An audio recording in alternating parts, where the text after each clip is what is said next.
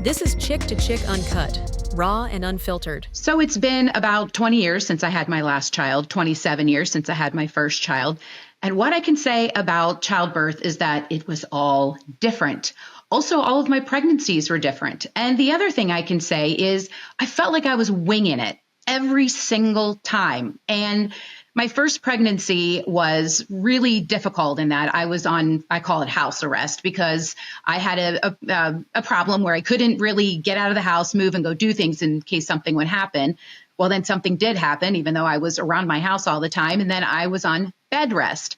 And this is absolutely no fun at all when you're in your first pregnancy and you're excited to go out and look for baby things and, have fun with your girlfriends, for the last time before you're not sure when you're going to really see them with girlfriend time, just things like that. And the one thing I did fully all of the time was watch, I don't know if you all remember this, but a baby story. Yeah, it was literally like my education guide to how I was going to give birth. However, none of that helped me. And I giggle about it because when my doctor was telling me how to push, which I was doing all wrong, baby story did not help me with that. I realized I was literally like, I felt like I was flying solo. And I'm a tough gal. I can take things on the fly, but I just don't think I want that for my children. I want them to know more. So I was recently reintroduced to a friend of mine from high school, found out that she was a doula, and we had such a great conversation. And I thought, I really think this is important. I mean, I've been in this menopause space and talking a lot about that as a woman, but I have not talked about really pregnancy and things like that. And I have 3 daughters. They're all, in childbirthing ages. And so I felt like I'm kind of doing this for them, getting some more information for them. So today we have a doula and childbirth expert, I'm going to call her. She's an educator in the field, Amara Minnis. I'm so happy you're with me today on the podcast. Yes, I love that we came together the way we did at the reunion and we're like, wait, oh my gosh. Yes. Yeah, it was great. And, I've been thinking about this for a little while, I have to be honest. Whether you see something on Instagram, Reels, social media, TikTok, whatever, there's a lot more conversation about, women having babies and what's happening leading up to it and what's happening during childbirth. And so it's just so ironic, or maybe not, that you and I landed on the conversation of what you do. And like I had said, you're a doula, but I already gave you my little tidbit of a story with my 3 pregnancies that were not all of the same. Do you have any children? I do. I have 4 children myself. And I got to say, I was right there with you on the couch watching Baby Story. Did you have... mad. I was getting mad because there are so many C-sections and that's not, we do have too many C-sections. That's a whole other issue, but it wasn't very representative of birth. There was kind of a majority of births a certain way. And a lot of emphasis on all of the purchasing and prep beforehand. And then the birth segment was like the last 4 minutes, it wasn't very much. Yeah. But I have 4 children and that Baby Story show did not help me. Their births were all very different, just like yours and just like most women's birth experiences. So, the first was an induction. The second one was spontaneous labor and the only boy, and the shortest labor, very short. And then the third one was another induction and the longest labor because her position was a little off kilter. So I've learned a lot about that as a doula. And then my last one was birth in a tub of water that was pretty straightforward, seamless, spontaneous labor. A good way to finish it all off. I unfortunately finished it off with a C-section, which I probably didn't need to have. She was the easiest of my pregnancies, but because I had a C-section for my second one, they said, oh, you have to have another C-section. So, again, I really wanted to have this conversation because I don't feel like I was very equipped. You're saying you may not have been as equipped.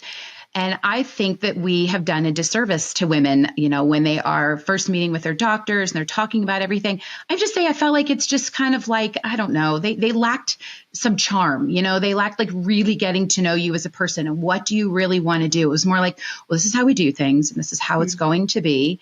I didn't get a chance to go to any childbirth classes and I don't feel like my physician was really as helpful to me. And honestly, when I was told about a doula, and this is literally for like a split second of my pregnancy, I thought it was like this hippie thing, right? Like, I'm like, oh, there's incense and it's singing. And I thought, yeah, that's not going to work for me. Yeah. So you being an expert, let's start there. What is a doula? Because I'd like to know the difference between a doula and a midwife. Yes. So a doula is not hippie-like, but I can see how that correlation can be drawn. We are the non-medical support person that you bring onto your birth team. So you have hired your midwife or your OBGYN, and oftentimes they work together in the same practice. They're focused on the health of the mother and baby, and in a way kind of manage birth if necessary. But a doula is there from the moment you hire them. So earlier in the pregnancy is better. And we provide all of the other sorts of support outside of medical. So we provide informational support, emotional support, and then the physical support, literally when we're with you and when we're there at the birth. So a lot of people think of a doula is there at my birth, and I would hire a doula if I wanted to have an unmedicated birth. We have a lot of skills to help in that area, but there are women who will seek out a doula, and who I have worked for, who knew they wanted an epidural. It was more for support before that, continuing to maintain mobility through the epidural, helping with understanding options and pros and cons of various decisions they made. So it can look very different, even though the support we provide is the same. So I like to say, I mean, you're kind of getting my canned little speech when I meet couples, but the informational support, I've been doing this like 22 years and been to over 1,100 births now. Doesn't mean I know everything at all, but it means that I know a lot of people who work in the birth world, so I can help get them in touch with other modalities to support them. Chiropractor, lactation consultant, pelvic floor physical therapist. Oh my gosh. That has become the latest buzzword in birth, and it's so important. And it is nothing I knew anything about when I had my babies. But just being able to refer with confidence people in the area, because you can Google search and get overwhelmed really quickly. Information during the birth or in pregnancy, like you were mentioning, you felt like you weren't equipped. A childbirth class can be very helpful, an in-depth one. I do teach one, but some people learn by reading. They learn by talking to people. They learn by watching their videos on Instagram, TikTok. There's so much information now. But in the birth space, it's just different. It's heightened emotion. It may be hard to remember what you learned in the class, what you read in the book, what you were going to have as a goal. So having someone there that can remind you of your goals, help you maybe suss out options, because birth is ever changing and nuanced, and it can be tricky to know, okay, this is happening and they're mentioning this option, but I don't remember what this is. And doctors are doing a much better job, and midwives, of giving you informed consent and refusal, and stepping away so you can talk through it and think about it. But you may not even know what to talk about or what to consider. So sometimes I'm there with the couple saying, okay, these are pros, these are cons, this is what it's used for. And there's still contractions happening maybe, so there's that. We got to pace it. But it's non-judgmental support and information. So I'm not there to force a certain kind of birth to make them feel guilty about a change in plans. It's really to help them feel confident and empowered in the choices they're making. And then the emotional support, it's such an emotional journey. Goodness gracious. During the labor, helping to keep that space feeling like it's a safe space for them to express their feelings, because that ends up being very good for the hormones of labor. If you are scared, like significantly scared, that adrenaline response in the body makes oxytocin go down, and that literally slows labor, stops contractions. So dimming lights, making the space feel safe for them to labor as they want, process feelings, because I've seen that become a detriment in a labor or a huge help. And then postpartum, having someone else that they can reach out to if they're not feeling right, because you may not have that postpartum appointment with your provider for 6 weeks. So much happens in the first 6 weeks, as you know. So much happens in the first 6 days. Right? First 6 hours. First 6 minutes. Baby's already had their EPGAR score. They've already had their first test.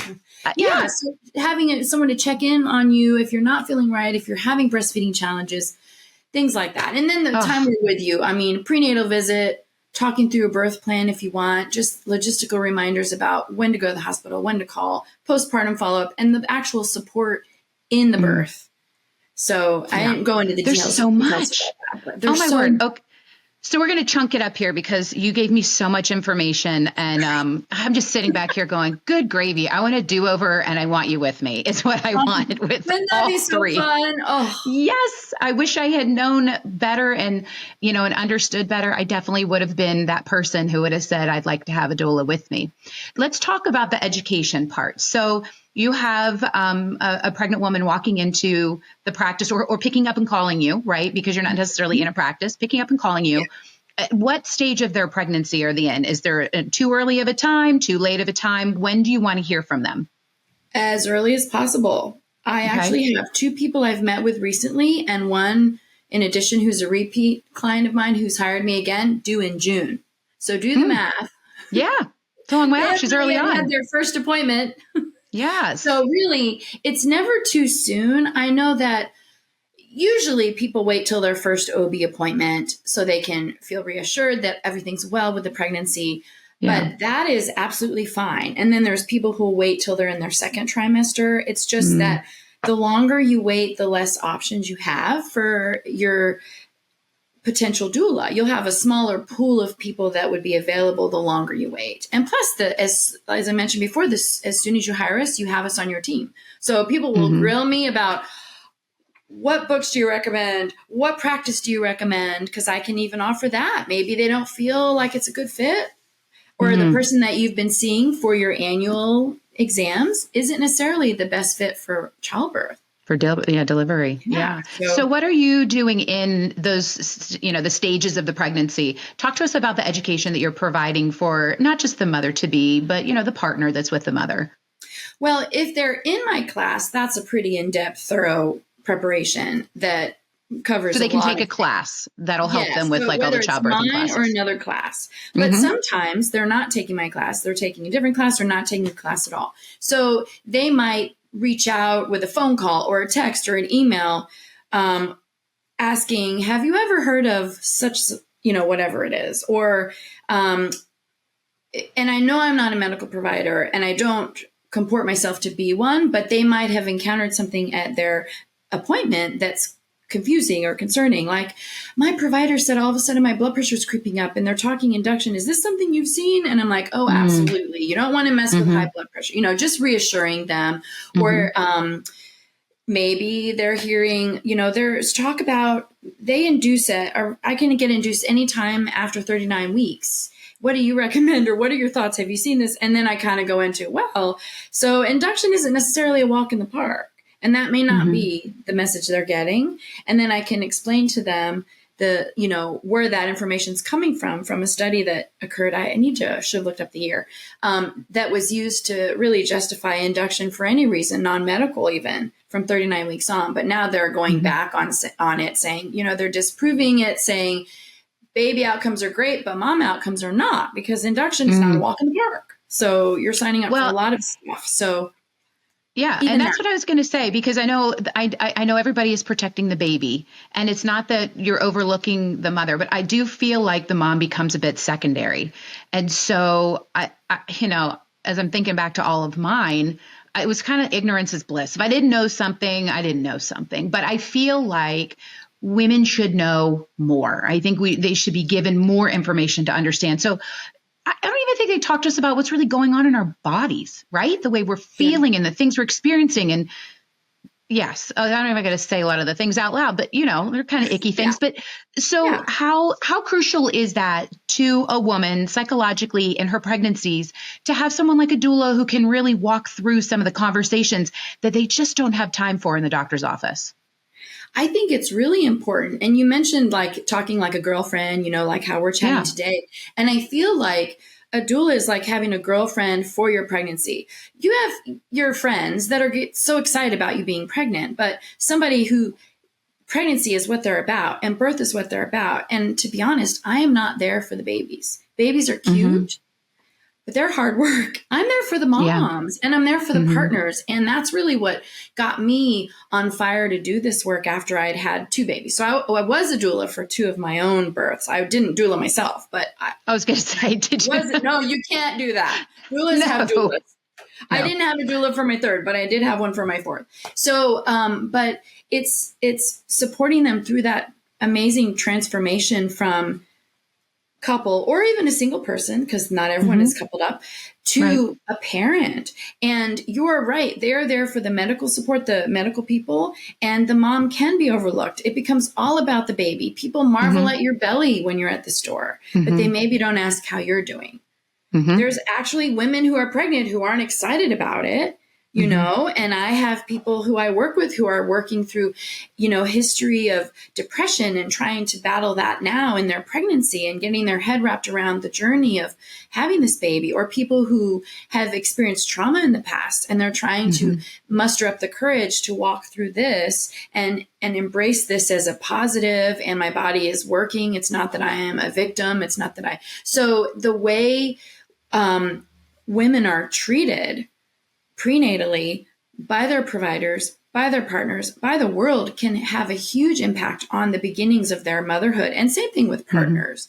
And I feel that whether it's how we're communicating with them prenatally as the doula, but the providers really have a big part of this too. But absolutely during the birth, it's so important to me that they feel like they have a voice, that they feel like they know something about what's best for them and their baby. Because if they're made to feel like they don't know anything about anything, we know what's best, you just let us do this. How are they then supposed to have this baby and feel like they know anything about parenting this baby, taking care of this baby? So a lot of what we do is empowering the couple or the birthing person. And it's not the same for everyone. Maybe one woman absolutely wants an epidural, so we're empowering her to make the best timing choice for that. Maybe another woman didn't want an epidural. We're empowering her to keep moving through her labor. And then there's the women who want an epidural, don't have time to get it, feeding them courage and information to reassure them. And, you know, when there's those options that come down the pike almost always in labor and during the process from a provider, helping them sort through options and feel like they're making the best choice for them and their baby. There are very rarely situations that are truly an emergency where you do not have time to think and talk about it. So that's a lot of it. And that plays into how their emotions are and how they feel, and focusing on the mom. Yeah.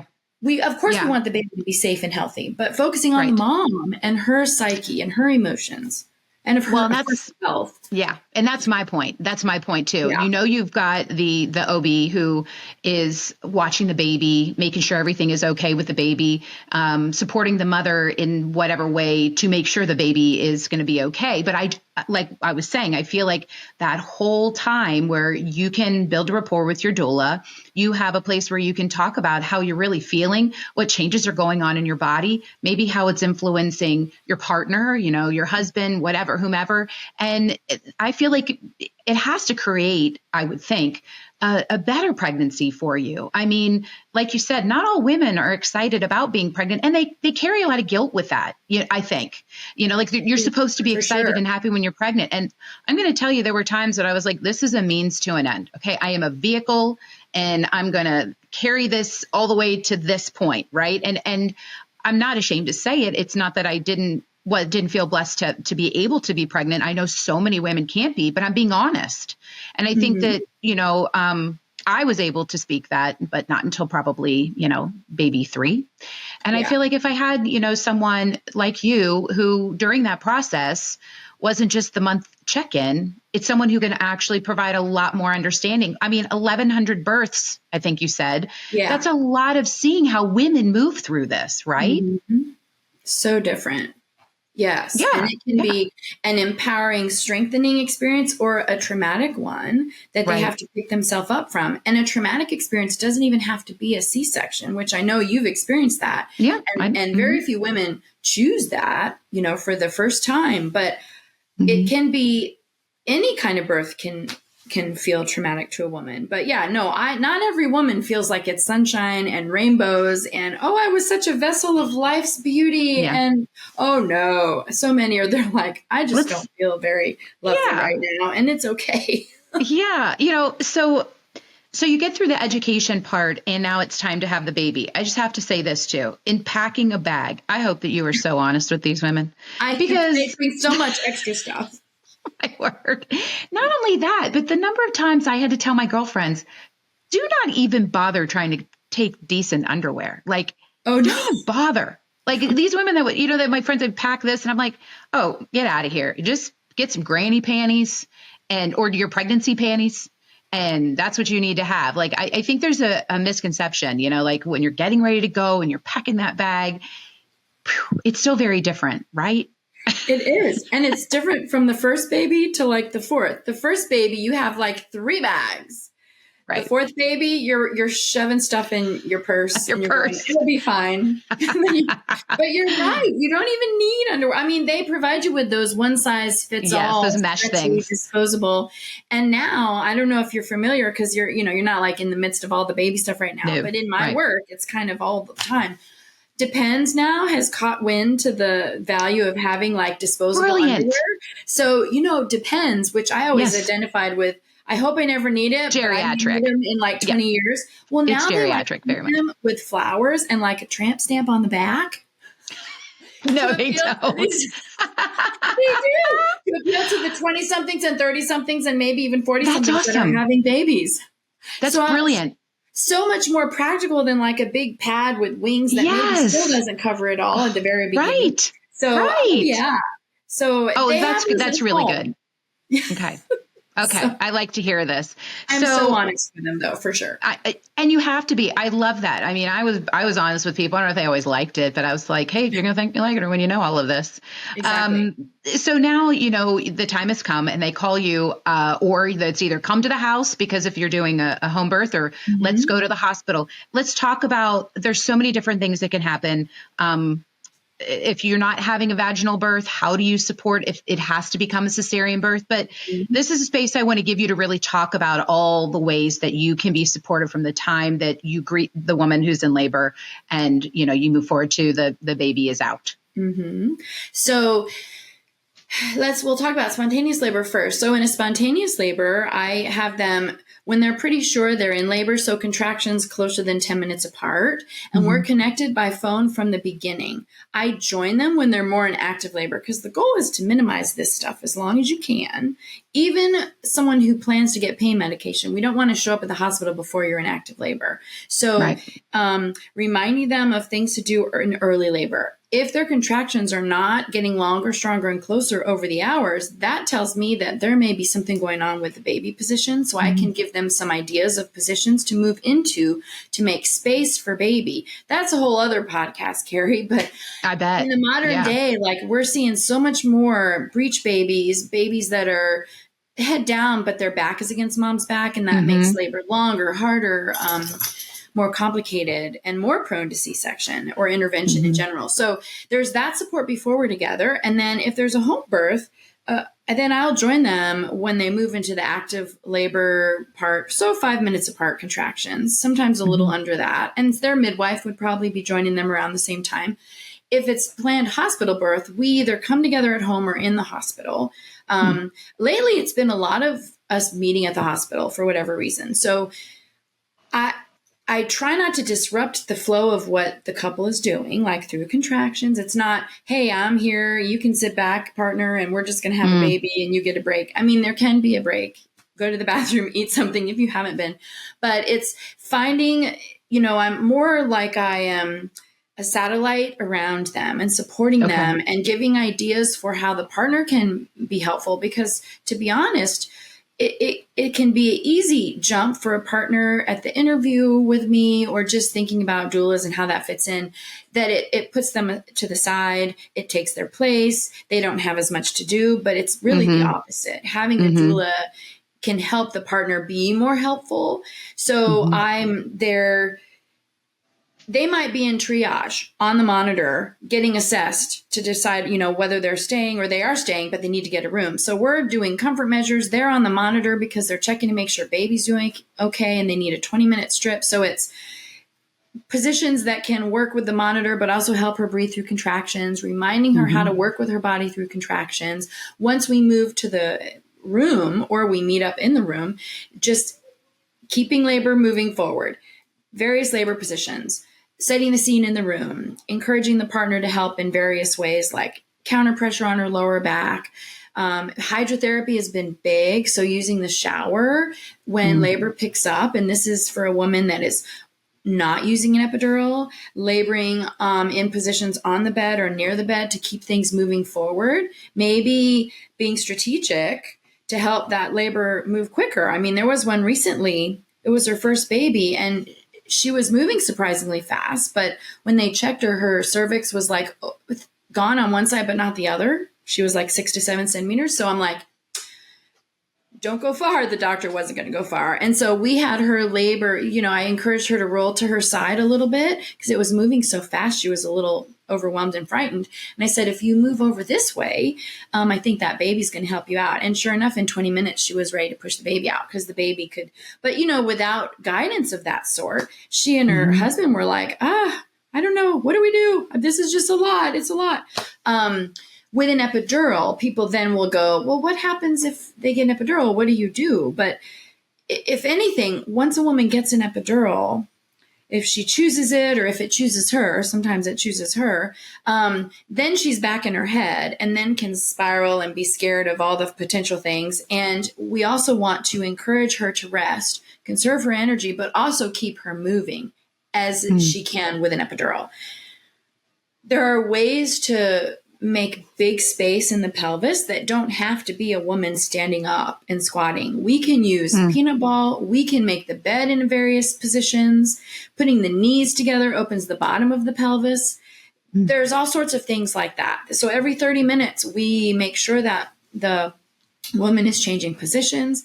There are nurses who are very wise to this information as well, and we work together as a team. There are some who don't know it as much, and they're like, what do you think we should do? We'll just do that. Okay, that sounds good. So in any case, it's a team.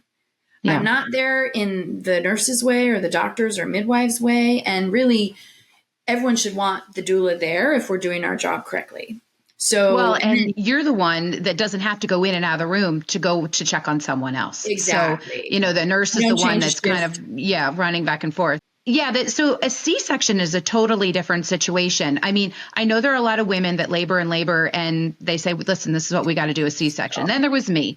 I was in labor, not ready quite to go. They're like, I'm not sure when you're going to be able to go. We'll see. And then all of a sudden, oh my gosh, boom, we got to get out of here and we got to get in here. And it just felt like it was just like this, like the window of opportunity opened up. How do you treat those situations? I wasn't necessarily scared. I was relieved at some point, but if it would have been my first baby, I really would have been scared about that. So thankfully, it's not usually an emergent situation, but it can be. So when it's an emergent situation, there's not often a lot of time to talk and explain things. They're moving. So I can fill in those gaps and explain to my client. Unfortunately, here in Hampton Roads area of Virginia, doulas, we are not guaranteed to be in that OR alongside the partner. So sometimes we're not in the OR. It has been getting better. There are some hospitals now that are moving to include doulas in the OR. There's one in particular that across the board, all doulas, and there's actually two now where doulas accompany the partner in the OR. So in the OR, I'm sitting by the mom on one side, the partner, and the partner's on the other side, or we're sitting near each other, and it can help reassure the mom and the partner, keep their head in a positive space. And I also can, give cues to the partner, even if I'm not in there with them, remind them, let her know what you see. Once the baby comes out, explain to her what you see in the baby, because it's going to feel like forever. Once that baby's out, you're relieved when you hear them cry. But that 5-minute delay or 10-minute delay before they're right here, because they try and put them right here now all the time, which is great. You're going to just be beside yourself till you can see them, because you're in this weird space with this curtain and the drape and you can't see anything. And so I think in having music playing, there's ways for that space to feel more personal to them. So, even, in an emergency when they're rushing, it's just the baby needs to come out quickly and that's what needs to happen. And then I'm there to be with them after. I don't know that I've ever been in the OR for a true urgent emergency. But as soon as they come out of the OR, I'm able to be with them pretty much everywhere. There are some hospitals where there's a very strict rule about how many people you can have with you because there's a PACU that they go to where there's 3 curtained off areas. But the hospitals that I work with the most, we are reunited as a complete team and can provide support in that immediate hour or two after the birth, just like after the vaginal birth. We don't just disappear when the baby comes out. We're providing support that first hour, helping them feel back in their bodies, helping with the breastfeeding in that first hour, getting them something to eat or drink if that's appropriate, encouraging the partner and how they can help. Sometimes if those babies needed that C-section pretty urgently, the partner then goes off with the baby. Yeah. And then the mom's by herself. So if I'm in the OR, it's really great that I can be with her while her partner and the baby are not there and hold her hand, because then you know how it goes, that hour-ish time a C-section takes, the baby's out the first 5 to 10 minutes and then you've got to wait.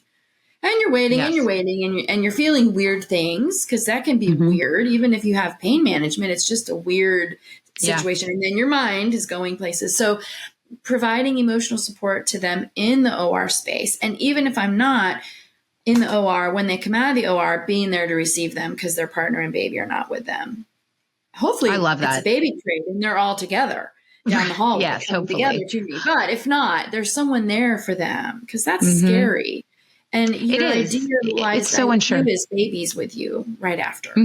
Yeah. So that's, I want to talk about that too, because that's something that, we never experienced. And that was, I felt like it was kind of quick that they put the baby on me, but it really wasn't. I had all 3 girls. They were all bundled up, handed off to me, all cleaned up. Yeah. The burrito all cleaned up. And now I see that they're doing it differently. They're immediately giving the baby to the mother, putting the baby on the chest. And something else I'm understanding is with the umbilical cord and not cutting it right away. So can you speak to that? Are you there for that? I know you don't provide those kind of medical services, but talk to us about how that is going since you're right there to see. I feel like this is something that's newer. Yes, it's exciting. And it is newer, but the irony is it seems new, but it's really going back to how birth is, and always has been. So, and doulas have always been part of birth, even though it feels like a new thing, women supporting women in birth. Yeah. So what's happening now is I think an awareness of the biological basics of birth and why they happen the way they do, and trying to preserve that as much as possible because they're seeing the benefits to mom and baby. So skin to skin, we'll start there. That when that baby comes out, one of the first concerns after making sure they're breathing and have a heart rate is their temperature. And one of the best ways to maintain that baby's core temperature is to put them against the mom and then put them under a blanket like a tent together. That also helps regulate baby's breathing. It also helps regulate baby's heart rate. And goodness gracious, it's so good for the mom because like I mentioned before, once that baby's out of you, they're on a warmer, where does the mom go? Their eyes are like, is the baby okay? They're not content or at peace or settling until that baby is really back in their arms. So it's really exciting to see, nature has designed it so those babies come out still attached to us. There's a cord that keeps them close to us. I joke, but I think this is pretty much why, the clamping and cutting of the cord and separating the baby from the mom was more because the cord wasn't long enough for that baby to get to the warmer to get checked out. Because that became the place where they would check the babies immediately after birth to make sure they were okay.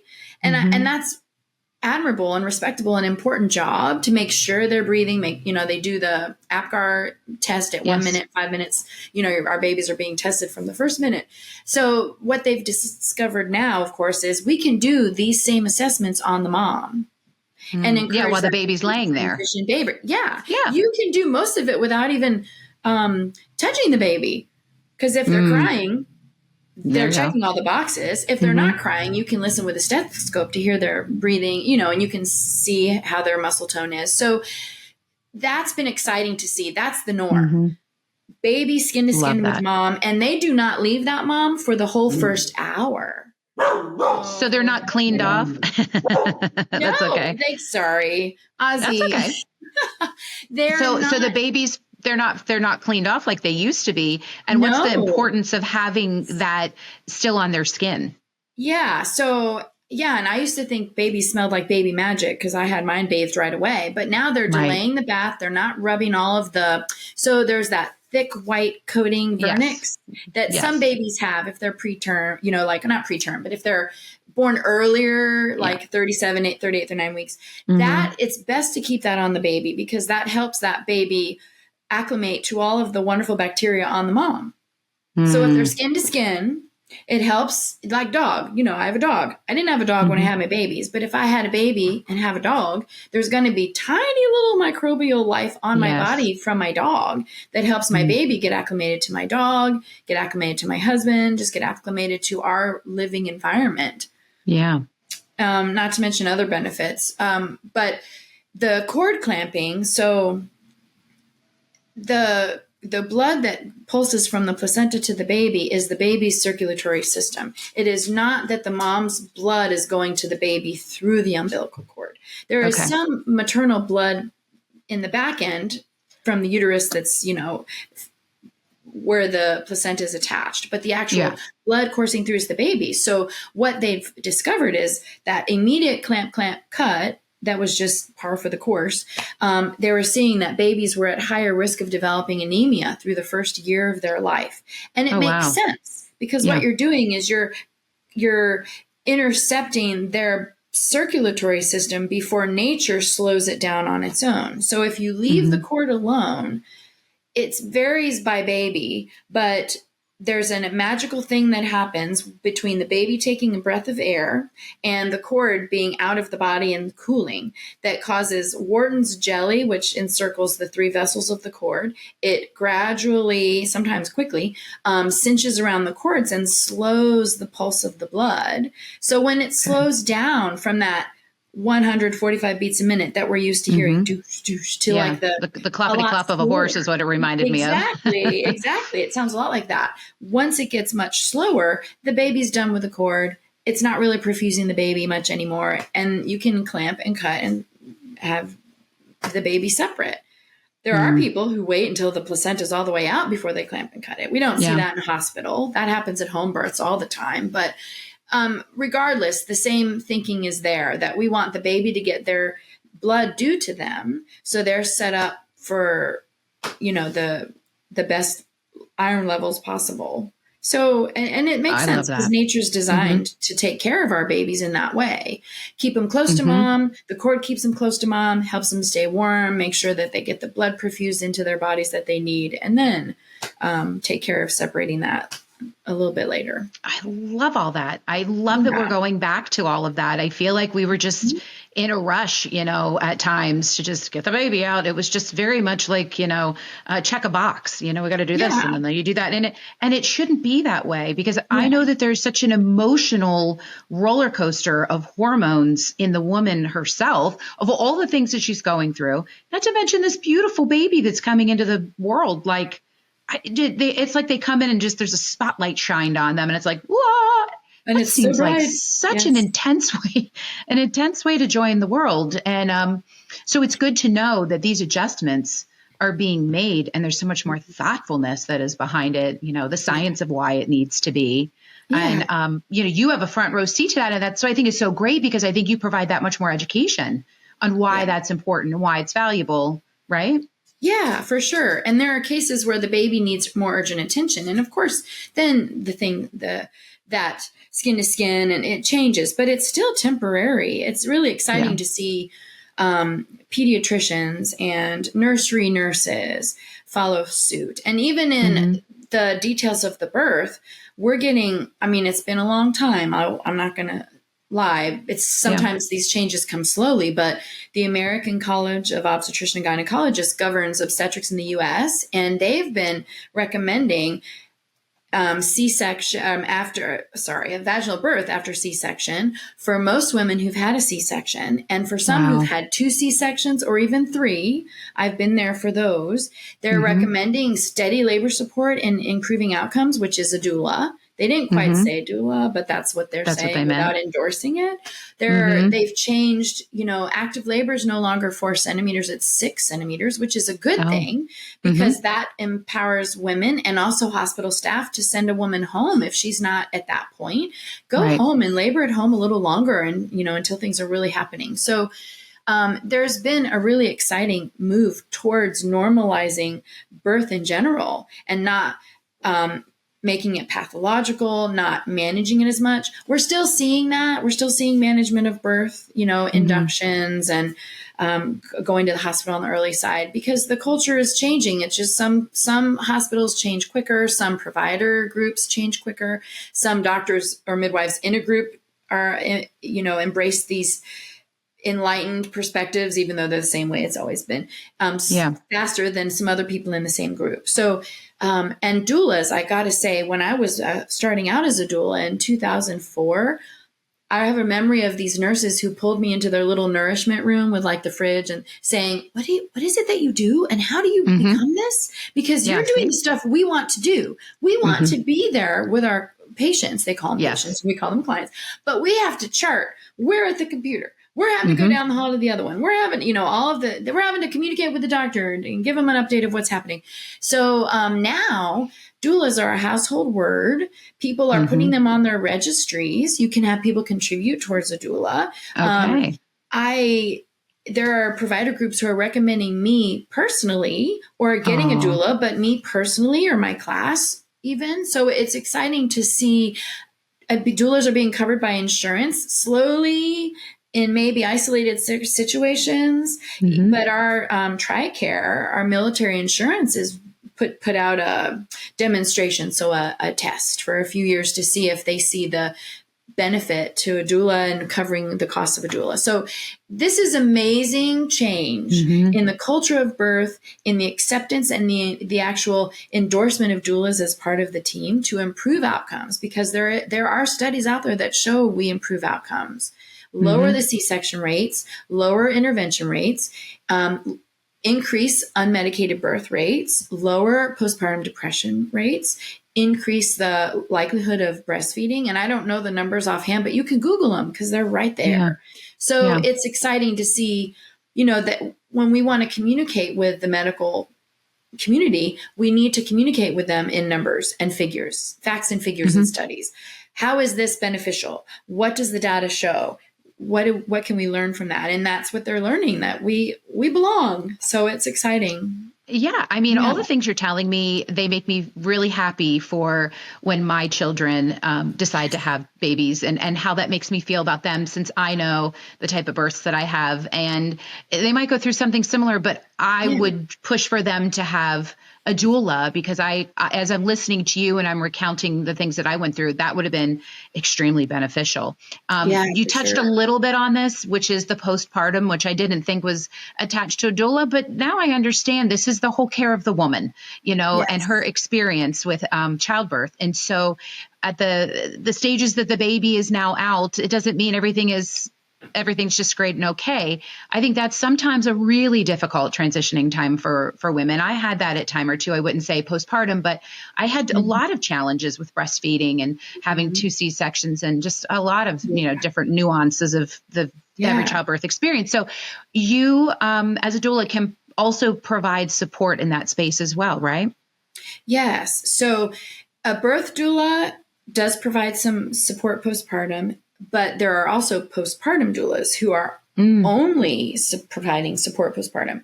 And I'm certified in both, but honestly, I'm on call for so many clients for birth that I can't really do much postpartum.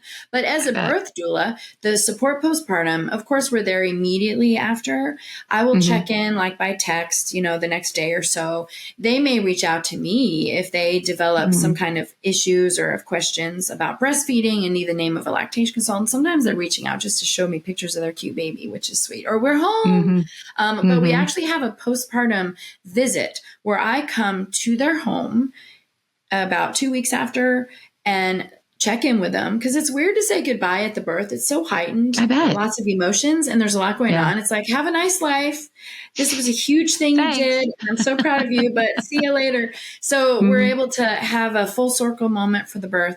It can be a time for them to process details. They might not remember stuff. And I take notes during the birth, and I can, if I haven't given them to them, I will give them the notes of what happened when, pictures I took, I give those to them right there at the birth. So they have pictures of them and their partner together. They might have questions for me, baby care questions, breastfeeding questions, because every baby is different, even if you've breastfed before. And there was one example that's pretty stark where the partner was concerned about his wife, and he actually reached out to me the day of our postpartum to say, listen, she's showing some things, her behavior wasn't her normal behavior. And she was, he was concerned it might be postpartum depression or anxiety, more like. And so it was good to have the heads up, because he was telling me kind of the trigger issue that was coming up so we could address it casually in the postpartum visit and empower her to call her provider before the 6th week to tell them what was going on. And also to give her the confidence to say, no, I don't want so-and-so to come in the house anymore because it's been stressful and, whatever was happening. So you can provide empowerment on both fronts. The woman to be able to speak up for what she needs, to feel like she's protecting her space, but also to provide support for her to reach out to her provider, because so many people feel like it's a bother. I don't want to bother them. And it's not a quick response always either. So they can reach out to me and I'll go, this sounds like something you need to call your doctor on, and please call your doctor. This is part of their care of you. So she was able to be seen, and I don't know if she ended up getting medication, but that's part of it too. Even though I'm not diagnosing things, sometimes they just need someone to say, it's okay, you need to get help for this. So now as a postpartum doula, our job is to really help the mom or help the parents fly solo. So we are there to help them in the early days. Some postpartum doulas provide support for months, but for me, it's been more just a few days in the early days to first month or so. So in one case, her husband was completing his residency. So he was at the hospital, not able to be home to help her like she needed. And she didn't have family in the area that was going to come help. And she had struggled with breastfeeding with her first and had a C-section for first and had a C-section for this one. So I was there to help her with breastfeeding and with baby care overnight because her husband wasn't there to do it. So I would spend the night a couple nights a week in the early weeks, and I would do everything but breastfeed. So I would, if the baby was starting to rouse, I would change the diaper, get him ready for breastfeeding, bring the baby to her. She would breastfeed. I would keep her company while she breastfed. Then when she was done, I would burp the baby, change the baby, get the baby settled back to sleep. And then I would sleep until the baby woke again. So basically that's why babies are hard. Because yes, when they I work are. as a postpartum doula, I'm like, babies are hard. So, but it allows that woman to rest, giving her the support to do work on breastfeeding. In those early days, it was so important, and it did go much better that time. But for another family, it was more, can you entertain the toddler? Can you clean up the kitchen? Can you provide some food for us so I can hang with the baby? So it looks different for different families. But the goal is for them to not need us. The goal is to work ourselves out of a job when we're a postpartum doula. And sometimes you don't know the support you'll need till you need it, or you thought you needed it and then you didn't. So very true. Not every mom is a great help. No offense to the moms out there. It's true. You'll be great, Carrie.